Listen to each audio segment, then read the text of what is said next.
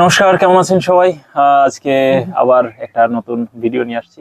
একটা পরিবারে, একটা সংসারে অনেক কিছুর প্রভাব পড়ে। তার ভিতরে অমাবস্যা, আজকে অমাবস্যা। তো অমাবস্যারও প্রভাব পড়ে, মানুষের জীবনে পড়ে, পরিবারে পড়ে। অমাবস্যা আসলে কেন, কি, আর এটা নিয়ে আমাদের গুরুত্ব দেওয়ার আছে কিনা, এটা মানুষের প্রয়োজন কিনা। যেমন একাদশী পালন করে সবাই, তাই না? হ্যাঁ, একাদশী পালন করে, এটা আমাদের শরীরে কোনো প্রভাব পড়ে কিনা। একদম। অমাবস্যা কি করে বুঝবো যে আজকে অমাবস্যা?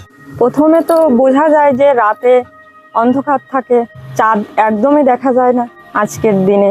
যখন পূর্ণিমা থাকে তখন তো লাইটটা বোঝা যায় না, হ্যাঁ, রাত্রে তখন যে- বোঝা যায় যে এটা চাঁদ, পূর্ণিমা। চাঁদ দেখেই কিন্তু বোঝা যায় চাঁদ দেখেই বোঝা যায় যে এটা পূর্ণিমা। তো পূর্ণিমার দিন। ঠিক সেরকম চাঁদ গায়েব হয়ে গেলে, চাঁদ না থাকলে তখন বোঝা যায় এটা অমাবস্যা।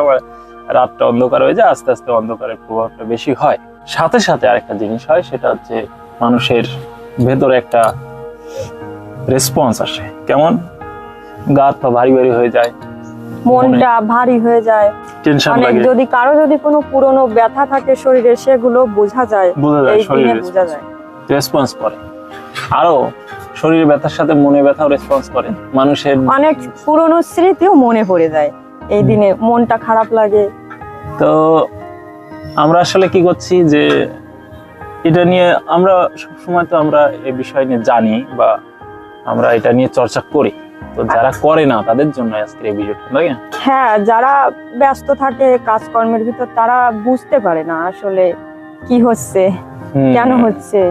এর আরেকটা তাৎপর্য আছে, সেটা হচ্ছে আধ্যাত্মিক তাৎপর্য। এটার সাথে আপনি কিভাবে কানেক্ট হন বা এই দিনের সাথে আপনার কি রেসপন্স। মানুষের শরীরে অনেক জল আছে না?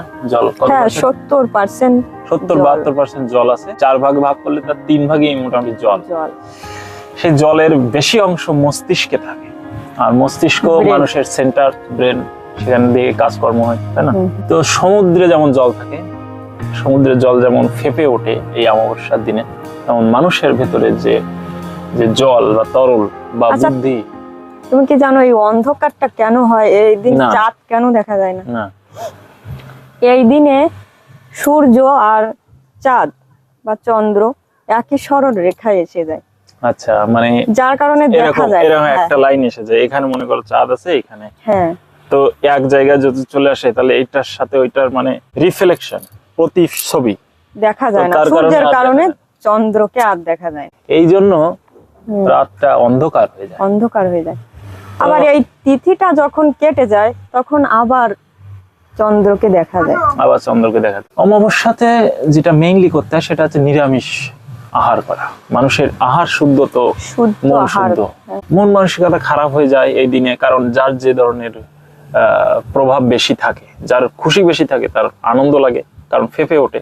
ফেঁপে ওঠা মানে হচ্ছে যার যে সব গুণ আছে বা ভালো বা মন্দ বা যে ধরনের চিন্তা আছে সেগুলো বৃদ্ধি করা, মানে প্রতিটা বিষয় বৃদ্ধি হয়।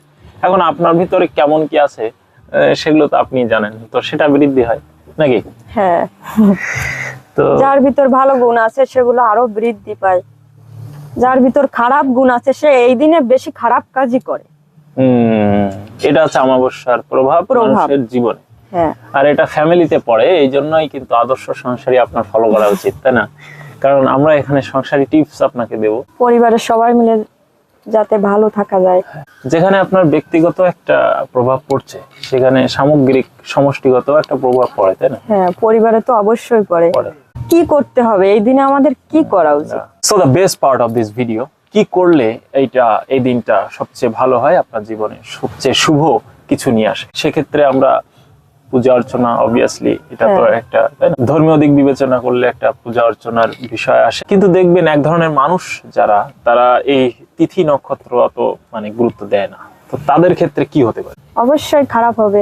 এগুলো মেইনটেইন না করে চললে অবশ্যই জীবনের তাদের কিছু কিছু শরীর বিষয়, শরীরও খারাপ হবে, সাথে মনও খারাপ হবে, মনও খারাপ হবে, আর উন্নতিও থেমে যাবে। তো যখন আমরা উন্নতি চাই তখন আমাদের কিছু কিছু রেসপন্সিবিলিটি থেকে যায়। প্রকৃতির কিছু নিয়ম থাকে। তো যখন আমরা পারিবারিক উন্নতি চাই, অর্থনৈতিক উন্নতি চাই বা আমাদের সংসারের উন্নতি চাই, তখন আমাদের কিছু কিছু প্রকৃতির নিয়ম মেনে চলতে হয়, তা নাহলে হয় না। কিছু রেসপন্সিবিলিটি থাকে, তাই না? থাকে, অবশ্যই থাকে।